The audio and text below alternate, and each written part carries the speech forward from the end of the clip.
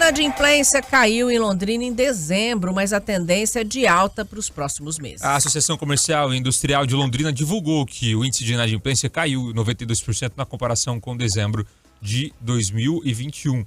É o maior número desde dezembro de 2019. O economista Marcos Sambalducci revela que isso acontece por conta do aumento do número de empregos formais na cidade. Nos últimos 11 meses, Londrina vem registrando saldos positivos na geração de emprego. É interessante a gente observar justamente esse dado, que no mês de dezembro, o outro indicador, que é a quantidade de pessoas que limparam o nome, aumentou em 92% na comparação com dezembro do ano passado. É muito interessante e é justamente em cima dessa sua informação, o número de empregos formais, principalmente do emprego formal, que aumentou-se de maneira muito significativa este ano, vamos por números redondos aí, mais de 8 mil postos de trabalho aqui na cidade de Londrina, permitiu que essas pessoas tivessem acesso até o 13º. E como 13º, aí a primeira parcela foi paga até o dia 30 de novembro e a segunda parcela até dia 20 de dezembro, nós tivemos aí a possibilidade desses trabalhadores receberem esse dinheiro e fazerem o pagamento dessas dívidas que tinham ficado para trás, que tinham colocado eles na condição de inadimplência. Então, enquanto a gente tiver geração positiva de empregos, nós veremos esses dados caminhando para o lado positivo. O mesmo relatório mostrou que nos últimos 12 meses, o número de consumidores que entraram para o cadastro de inadimplência teve um crescimento aí de 13%. Mas no comparativo com o mês de dezembro, isso de 2021, o número é 6% menor. No mês de dezembro, a gente percebe o seguinte, uma quantidade de consumidores que entraram no sistema, que foram negativados, bem menor, não, relativamente menor do que aquele de dezembro de 2021. Foi 6% menos consumidores negativados neste mês de dezembro na comparação com o mesmo mês do ano passado.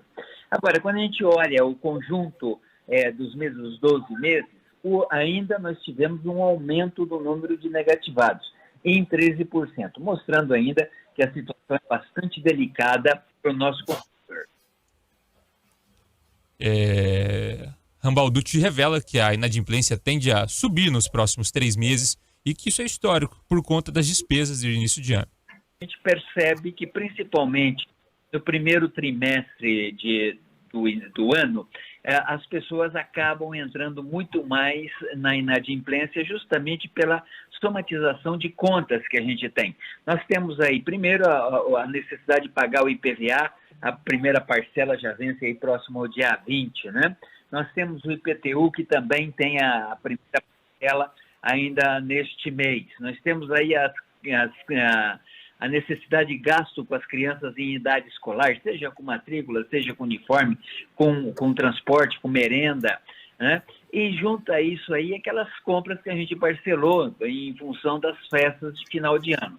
Tudo isso somado acaba fazendo com que haja um comprometimento no orçamento doméstico, principalmente se a pessoa não levou com muito critério, né?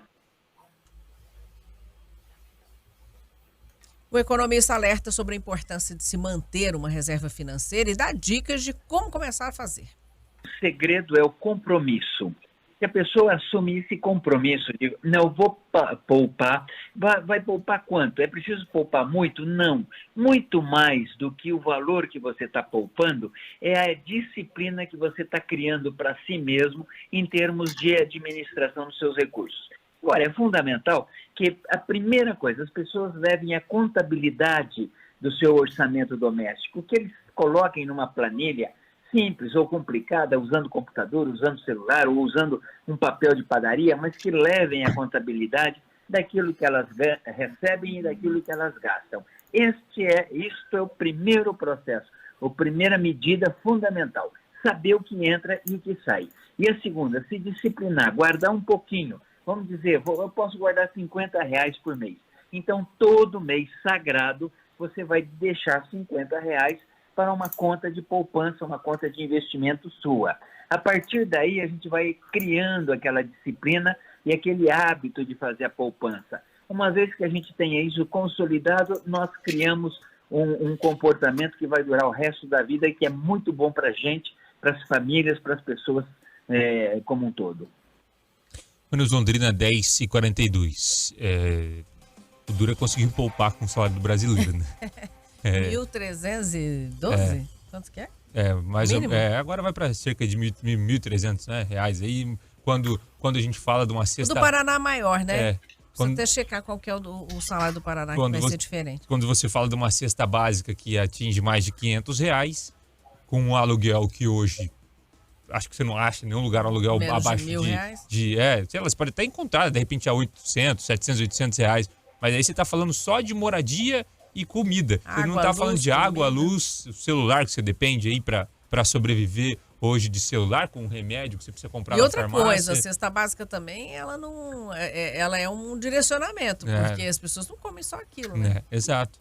E isso sem contar todo o resto, né? Se você tem um filho, você tem que pagar as despesas com o filho, material escolar, enfim, entre outros. E aí no final do mês que seja R$50. Mas como? De onde você tira os R$50 para conseguir poupar? Então a realidade de 90% pelo menos do brasileiro é de não conseguir poupar porque não tem de onde tirar. Não tem nem perspectiva para isso. Né? Não tem de onde tirar. É óbvio que você tem uma outra faixa que realmente não tem o costume, porque o brasileiro também tem a mania de torrar todo o dinheiro no cartão de crédito, de pagar o mínimo da fatura, de deixar virar uma bola de neve, de ganhar um pouco mais de dinheiro e já comprar o carro do ano e parcelar para pagar o dobro do valor do carro, enfim, de ser uma série de financiamentos são assim, né? Uma série de outros fatores, né? Mas a grande realidade é que não tem de onde tirar para poupar mesmo.